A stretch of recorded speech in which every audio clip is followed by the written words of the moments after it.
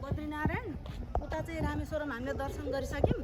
अब चाहिँ द्वारिका र जगन्नाथ चाहिँ यता जगन्नाथ यता द्वारिका बन्दैछ।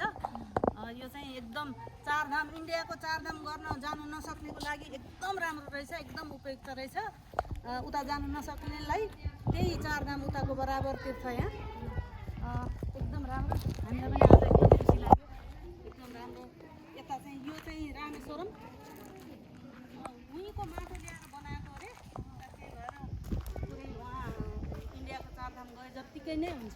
पुण्य पुण्य पुण्य पर्व आएको पुण्य हुन्छ, पुण्य पर्व आएको पुण्य हुन्छ। यता पनि कति राम्रो छ ल, यता यता पनि देख्नु नि, यता के अरे काभ्रेस्थली, काभ्रेस्थली यता काभ्रेस्थली ठाउँ।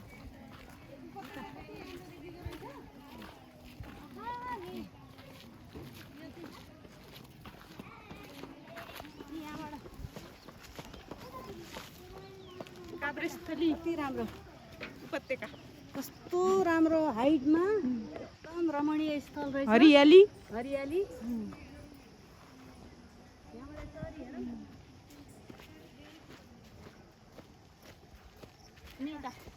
हामी यता यताबाट हामी यता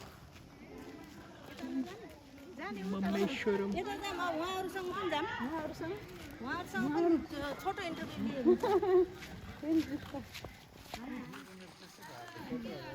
यता गएर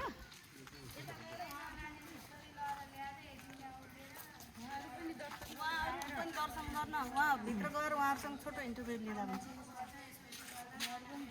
यहाँ दर्शन कस्तो लाग्यो? Would you like to speak something about today's day, this place and all?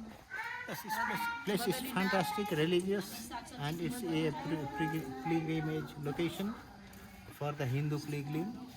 And we are here for the last 1 hour, and I am very happy to see the management of this place.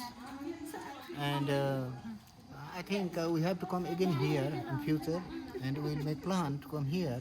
So it's a very fantastic and religious place, and so much attractive and tourist hub. छोराबुहारीलाई ल्याएर आएको चारधाम दर्शन गराउन। एकदम राम्रो, यिनीहरूको वैवाहिक जीवन एकदम सुखमय होस्, मनोकामना पुरा गरिदिउँ। आउने तीर्थयात्रीको मनोकामना पुरा होस्, भगवानले सधैँ रक्षा गर्नु।